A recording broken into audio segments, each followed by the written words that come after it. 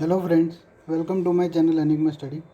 તો આજે આપણે જોવાના છે સિવિલમાં સર્વેઇંગનું લેક્ચર 2 વેરિયસ મેથોડોલોજીસ, એટલે કે જે અલગ અલગ આપણે ડેફિનેશન્સ અને જેટલી પણ અલગ અલગ સર્વેઇંગની ઇન્સ્ટ્રુમેન્ટ્સ વપરાય છે એ બધા વિશે આપણે જોવાના છે. તો ગાઈઝ, લેક્ચર ચાલુ કરતાં પહેલાં લેક્ચરને લાઇક, સબસ્ક્રાઈબ જરૂર કરી આપજો. તો ચાલુ કરીએ છીએ વેરિયસ મેથોડોલોજીસ.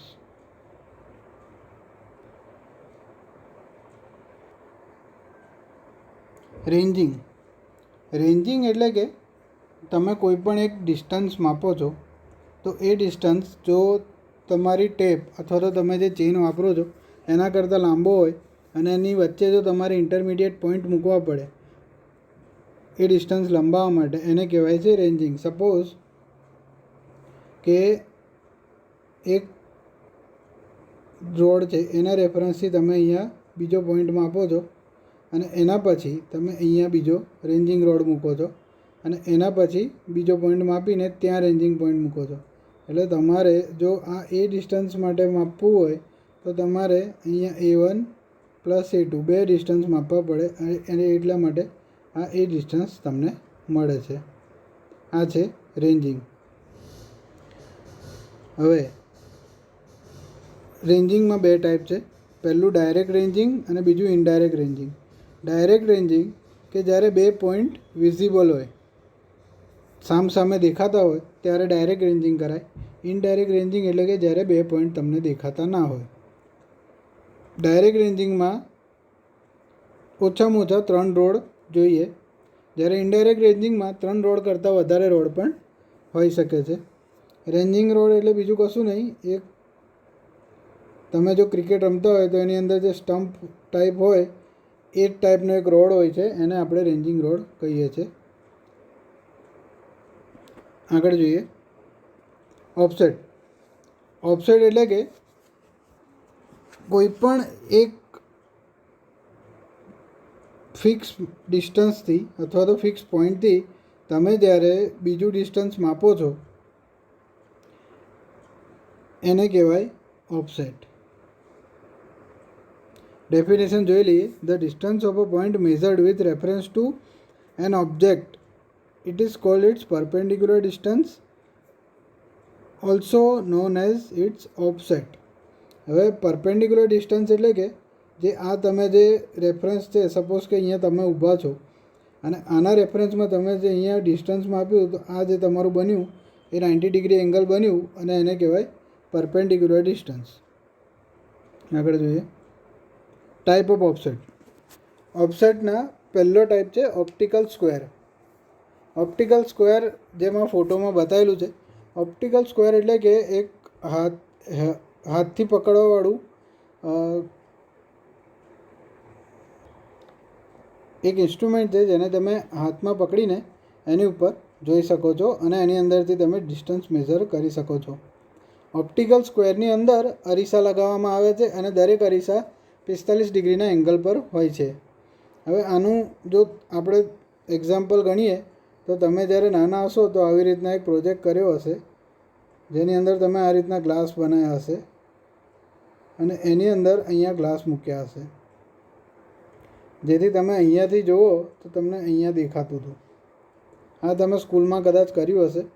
તો આ રીતનો જ આનો પ્રિન્સિપલ છે ઓપ્ટિકલ સ્ક્વેરનો. અને આની અંદર પણ જેમ તમને મેં બતાવ્યું ડબલ રિફ્લેક્શન, એ ડબલ રિફ્લેક્શનનો જ પ્રિન્સિપલ આમાં વર્ક કરે છે. અને આની એક્યુરેસી 1 સેન્ટીમીટરથી ઓછી હોય છે, પણ આપણે એક્ઝામ પોઈન્ટ ઓફ વ્યૂથી 1 સેન્ટીમીટર સુધીની ગણીશું.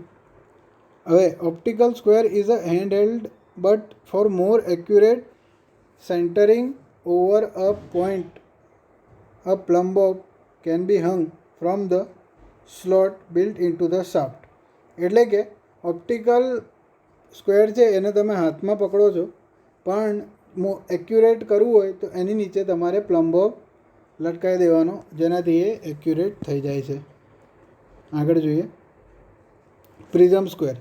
હવે મિત્રો, પ્રિઝમ સ્ક્વેર છે એ ઓપ્ટિકલ જે હતું એના સિમિલર જ છે, બસ ફરક એટલો જ છે કે આની અંદર જે મિરર લાગતા હતા 45 ડિગ્રીએ એના કરતાં આમાં પ્રિઝમનો યુઝ થાય છે. બીજો એમાં આમાં કોઈ મોટો ડિફરન્સ છે નહીં. Cross tub. આ ક્રોસ ટબ છે એ નાના સર્વે માટે ખૂબ વપરાય છે અને હાલની તારીખમાં પણ ક્રોસ ટબ છે એનાથી ઘણા બધા સર્વે થાય છે. તો it is use for taking perpendicular offset along the survey line. એટલે કે જે તમારી સર્વે લાઇન હોય એટલે કે ફિક્સ લાઇન હોય એ લાઇન ઉપર પરપેન્ડિક્યુલર ઓફસેટ લેવામાં કામ આવે છે. 3 ટાઈપ ઓફ ક્રોસ ટબ હોય છે. પહેલું છે ઓપન ક્રોસ ટબ. હવે ગાઈઝ ઓપન ક્રોસ ટબમાં તમે જોઈ શકો છો કે એક અહીંયા ઓપનિંગ આપેલું છે. એ ઓપનિંગ અને સામે પણ એક ઓપનિંગ આપેલું હશે. એને તમે મેચ કરશો અને એનાથી તમે જે ડિસ્ટન્સ માપશો એ ઓપન ક્રોસ ટબ થશે. ફ્રેન્ચ ક્રોસ ટબ એટલે કે આ રીતનું એક ચેમ્બર જેવું હોય છે, એની નીચે તમે રોડ લગાવી દો છો અને આ જે તમને બતાવેલું છે ઓપનિંગ, એ ઓપનિંગ સામે પણ હોય છે અને એનાથી તમે ડિસ્ટન્સ મેઝર કરી શકો છો. આ 45 ડિગ્રી અને 90 ડિગ્રીના એંગલ પર મેઝર કરે છે. હવે જેકોબ ક્રોસ ટબની વાત કરીએ તો આ જેકોબ ક્રોસ ટબ છે એ સીધું કહીએ તો લાકડી જ છે. એને તમે સ્ટ્રેટ પકડી રાખો અને આમ જોશો એટલે સીધી તમને ડિસ્ટન્સ મેઝર કરવામાં ઇઝી પડશે. આપણે એક્ઝામ પોઈન્ટ ઓફ વ્યૂથી ગાઈઝ ખાલી આના નામ યાદ રાખી લેવાના છે.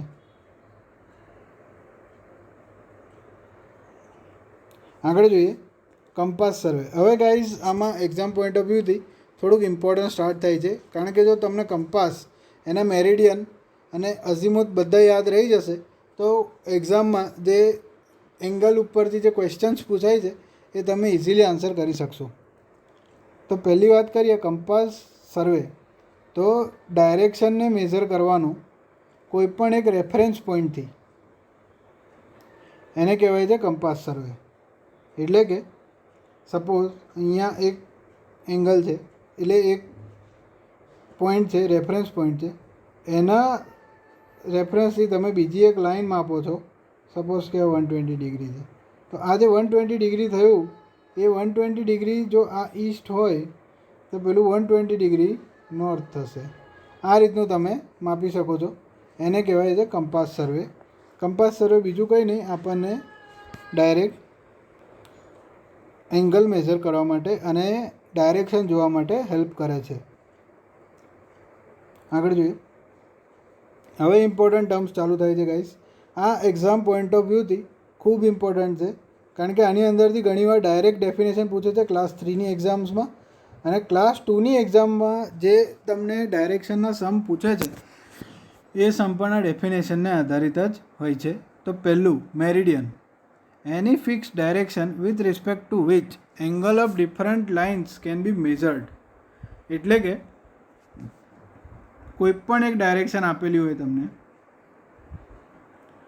સપોઝિંગ કે આ એક ફિક્સ ડાયરેક્શન છે. હવે આના એટલે આને નોર્થ લઈ લઈએ છીએ આપણે. હવે આના રેફરન્સથી જેટલી પણ તમે બીજી ડાયરેક્શન્સ માપશો, જેટલી પણ લાઇન બીજી માપશો તમે, એ બધીને મેરિડિયન કહેવામાં આવશે. આગળ હું તમને ડ્રોઈંગ બતાવીશ આનું. ટ્રુ મેરિડિયન એટલે કે the line joining true north અને true south is called true meridian.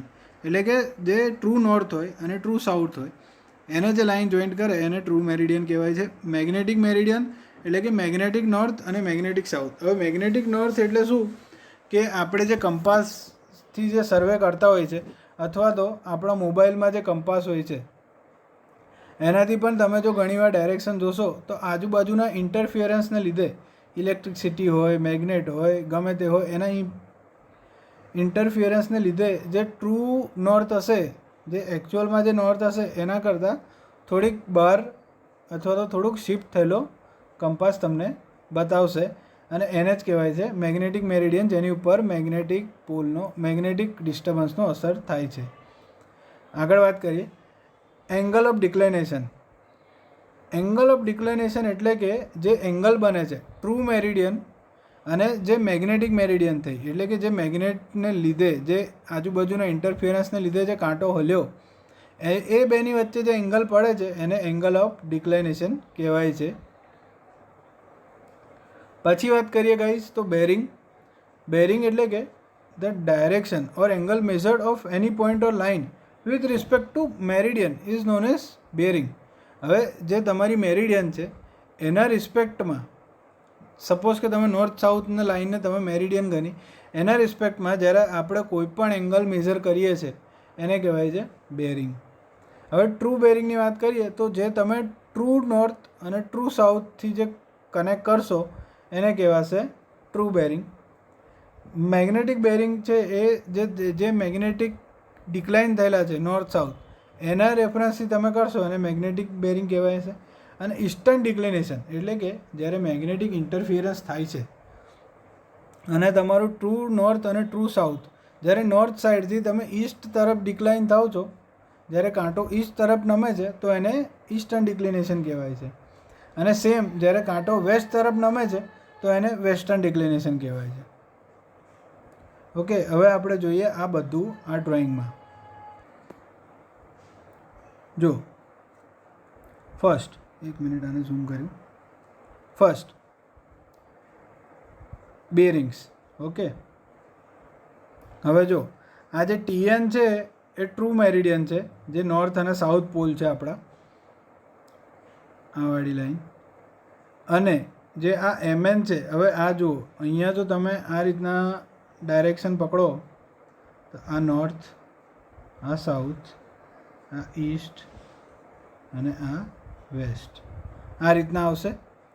હવે જે ટ્રુ નોર્થ સાઉથ છે એ આ જે સ્ટ્રેટ લાઈન થઈ તમારી એ આ ટ્રુ નોર્થ સાઉથ થઈ તમારી. અને જે ડિક્લાઇન થઈ છે આ સાઈડ ડિક્લાઇન થઈ છે, વેસ્ટર્ન ડિક્લિનેશન આપ્યું છે, એ થઈ તમારી મેગ્નેટિક નોર્થ અને મેગ્નેટિક સાઉથ. ઓકે, હવે આટલે સુધી સમજી ગયા. હવે જે AB પોઈન્ટ તમને બતાવ્યા છે એ જો ટ્રુ એના મેરિડિયનથી જાય, આ જે ટ્રુ મેરિડિયનથી જાય છે તો એને ટ્રુ બેરિંગ કહેવાય છે. અને જે મેગ્નેટિક અહીંયા બેરિંગ પરથી જે તમને ડિસ્ટન્સ બતાવે છે એને મેગ્નેટિક બેરિંગ કહેવાય છે. આટલી સિમ્પલ વસ્તુ છે આ.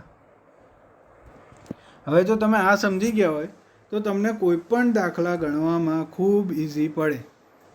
સમજી લો કે તમને કીધું હોય કે ટ્રુ બેરિંગ અથવા તો નોર્થ સાઉથ ઉપરથી તમારું ડિસ્ટન્સ જે તમે માપ્યું છે એ 110 ડિગ્રી હશે, તો તમને સીધું ખબર પડી જાય કે 110 ડિગ્રી જો એમને ઈસ્ટર્ન ડિક્લિનેશન કીધું હોય તો 110 ડિગ્રી ઈસ્ટ બાજુ બતાવી દેવાનું અને સીધું લખી દેવાનું કે એ ડિસ્ટન્સ છે એ નોર્થ 110 ડિગ્રી ઈસ્ટમાં જાય છે. ફોર એક્ઝામ્પલ તમને કીધું હોય કે 100 ડિગ્રી નોર્થ સાઈડથી ઈસ્ટર્ન ડિક્લિનેશન બાજુ બતાવવાનું છે, તો નોર્થ સાઉથ, આ નોર્થ છે. ઓકે, અહીંયાથી 100 ડિગ્રી એટલે આ થયું 90 ડિગ્રી. અહીંયાથી તમારે બતાવવાનું તો આ 100 ડિગ્રી થયું. હવે તમને એવું આ ઈસ્ટ થયું. હવે અહીંયા જે આ સાઉથ છે તો હંમેશા નોર્થ સાઉથના રેફરન્સથી તમારે ડાયરેક્શન બતાવવાનું રહેશે. તો જો તમને આન્સર આપેલો હોય સાઉથ 100 ડિગ્રી ઈસ્ટ તો એ વસ્તુ તમારે ટીક કરી દેવાની છે. અથવા તો સાઉથ નહીં આવે, અહીંયા આવશે નોર્થ 100 ડિગ્રી ઈસ્ટ. અને સાઉથ જો તમારે કરવું હોય તો 180માંથી માઇનસ કરશો, 180માંથી 100 એટલે 80 ડિગ્રી, તો સાઉથ 80 ડિગ્રી ઈસ્ટ. આ રીતના તમારે બતાવવાનું થશે. આગળ જોઈએ ફોર બેરિંગ. ફોર બેરિંગ એટલે કે જ્યારે તમે કોઈ પણ વસ્તુનું સ્ટાર્ટિંગ કરો છો, સ્ટાર્ટિંગ કરીને જે તમારો સ્ટાર્ટિંગ પોઈન્ટ હોય છે એના રેફરન્સથી જ્યારે કોઈ પોઈન્ટનો એંગલ માપો છો તો એને કહેવાય છે ફોર બેરિંગ.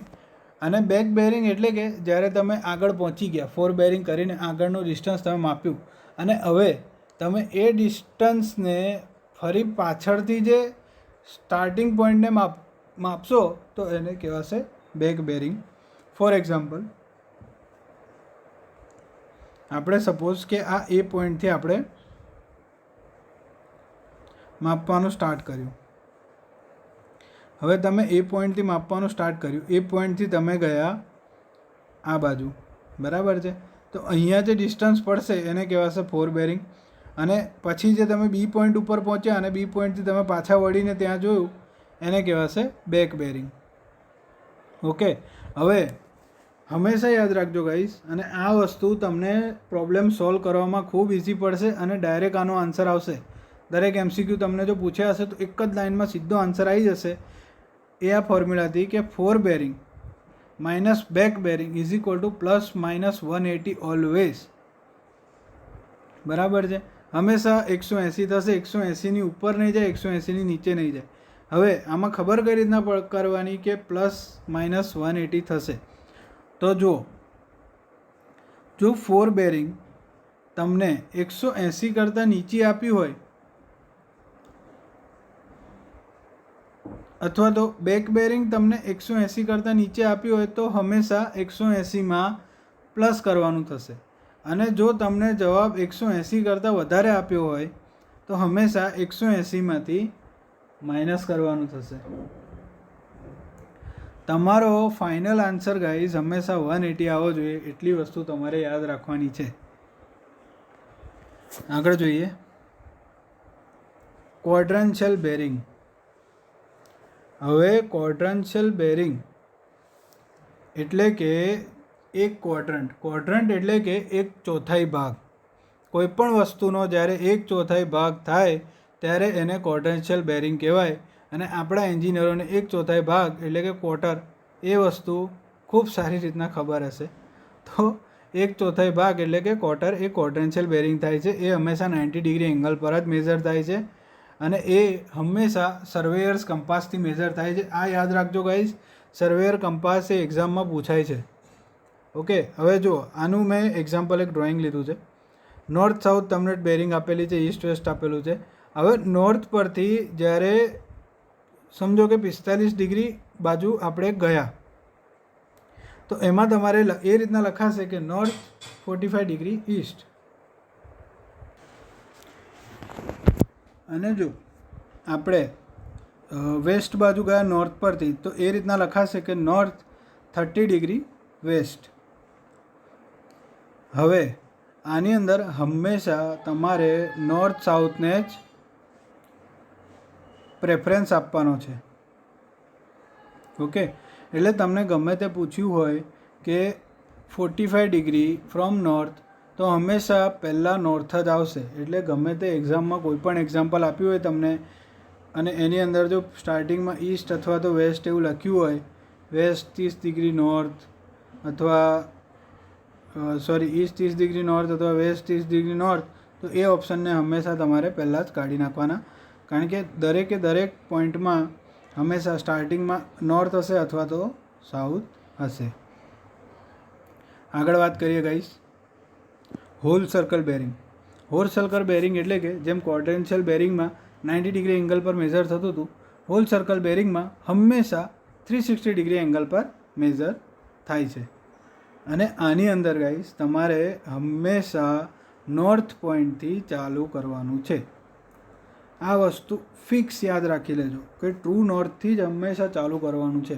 ટ્રુ નોર્થથી ચાલુ કરીને પછી જો એમને મેગ્નેટિક ડિક્લિનેશન આપ્યું હોય અથવા તો તમને કોઈ એંગલ કીધો હોય તો પણ એ ટ્રુ નોર્થથી જ તમારે ગણતરી ચાલુ કરવાની છે અને ટ્રુ નોર્થ સુધી આવીને પૂરી કરવાની છે 360 ડિગ્રી પર. આ વસ્તુ હંમેશા યાદ રાખજો. અને બીજું કે આ વસ્તુ છે એ પ્રિઝમેટિક કંપાસથી મેઝર થાય છે. ઓકે, એટલે જેમ આ ડ્રોઈંગમાં બતાવ્યું છે કે તમને એક્ઝામ્પલ આપ્યું છે કે ભાઈ 66 ડિગ્રી તમારે બતાવવાનું છે ક્યાં આવેલું છે. તો 66 ડિગ્રી નોર્થ પરથી ચાલુ કરીને 66 પર આવે એટલે નોર્થ 66 ડિગ્રી ઈસ્ટ. બરાબર છે. અને હવે જો તમને બીજું કંઈક એક્ઝામ્પલ આપ્યું હોય કે આની મેગ્નેટિક મેરિડિયન આટલું છે, મેગ્નેટિક મેરિડિયન 10 આપ્યું છે અને પછી તમારે મેગ્નેટિક મેરિડિયનથી જે 66 ડિગ્રી છે એ કેટલા એંગલ પર આવે છે એ તમારે જોવાનું હોય તો અહીંયા મેગ્નેટિક મેરિડિયન આવ્યું છે 10 ડિગ્રી પર, તો 10 પરથી અહીંયા 66 પર જશે તો 55 ડિગ્રી રહેશે અને એ તમારો આન્સર હશે. આ રીતના પણ પૂછી શકે છે. તો આના એક્ઝામ્પલ્સ પણ આપણે ટ્રાય કરીશું. અને આના એક્ઝામ્પલ પહેલાં ગાઈશ હવેથી જે નવા વિડીયો આવશે એ બધા વિડીયોઝ સ્ટ્રક્ચર અને આરસીસીના હશે અને એના પછી જે પણ આપણને ટાઈમ બચશે એની અંદર આ બધા જેટલા પણ ટૉપિક આપણે અત્યાર સુધી કર્યા છે બધા ટૉપિકના MCQsને એ કવર કરીશું. એના પછી જ આપણે આગળ જઈશું. પછી વાત કરીએ લોકલ એટ્રેક્શનની. હવે લોકલ એટ્રેક્શન એટલે કે સિમ્પલ છે કે જે આપણે આગળ જોયું મેગ્નેટિક મેરિડિયન અને મેગ્નેટિક ડિક્લિનેશન, એની અંદર જે ફિનોમિનન કામ કરે છે કે તમારી નીડલ જે આજુબાજુના એટ્રેક્શનના લીધે થોડીક દૂર જતી રહે છે એને કહેવાય છે લોકલ એટ્રેક્શન. અને એના જ લીધે જે આપણે જે આગળનો ફોર્મ્યુલા જોયો હતો કે fore bearing minus back bearing equal to plus minus 180, તો જ્યારે લોકલ એટ્રેક્શન થાય છે તો એટલું જે એંગલ વધ્યું ને એના લીધે 180 ડિગ્રી ઇક્વલ નહીં થાય.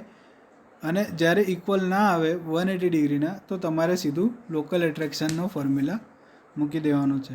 હવે જો જેમ આપણે આગળ કીધું કે FB ઓર BB ફોર બેરિંગ અથવા તો બેક બેરિંગ જ્યારે 180 કરતાં ઓછું હોય તો એમાં 180 ઉમેરી દેવાનું. અને જ્યારે ફોર બેરિંગ અથવા તો બેક બેરિંગ 180 કરતાં વધારે હોય તો આપણે 180 માઇનસ કરી દેવાનું છે. આ નોટ ગાઈઝ યાદ રાખજો અને આ ફોર્મ્યુલા યાદ રાખજો, ડાયરેક્ટ એક્ઝામમાં પૂછાય છે. આગળ વાત કરીએ ડીપ. ડીપ એટલે કે the angle between horizontal line અને magnetic field line of earth is known as dip. બરાબર છે? એટલે કે જે તમારી હોરિઝોન્ટલ લાઇન છે, જે તમે એને ઇક્વેટર કહો છો, ઇક્વેટર અને જે મેગ્નેટિક ફિલ્ડ લાઇન્સ છે અર્થની, એ બે વચ્ચેનો જે એંગલ પડે છે એને કહેવાય છે dip. Dip at magnetic pole is always zero. જે તમારા મેગ્નેટિક પોલ હોય છે એ હંમેશા ઝીરો હોય છે. અને આની સાથે જ ગાઈઝ આપણે ઇમ્પોર્ટન્ટ જે પોઈન્ટ્સ હતા જે એક્ઝામ પોઈન્ટ ઓફ વ્યૂથી ડાયરેક્ટ MCQ પૂછાય છે એ બધા પૂરા થઈ ગયા છે. અને હવે આપણે ડિટેલ્ડમાં ચાલુ કરીશું સર્વેઇંગ અને સ્ટીલ અને RCC. તો બની રહેવા માટે પ્લીઝ લાઇક, સબસ્ક્રાઈબ અને શેર કરી આપજો. અને જો સારું લાગ્યું હોય તો કોમેન્ટ્સ પણ કરી દેજો. Thank you.